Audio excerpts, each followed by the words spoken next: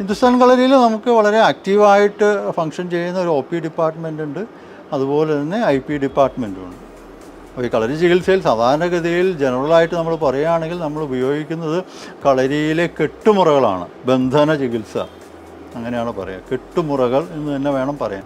Bandaging, medicinal bandaging practices. അപ്പോൾ അത് ആവശ്യമായിരുന്ന ഈ ഓർത്തോപീഡിക് കണ്ടീഷനുകളിൽ ആളുകൾ വന്നു പോയാൽ മതി. ഇവിടെ വന്ന് കെട്ടി തിരിച്ചു പോവുക, വീണ്ടും ഒന്നരാടം വന്ന് മാറ്റി കെട്ടി തിരിച്ചു പോവുക.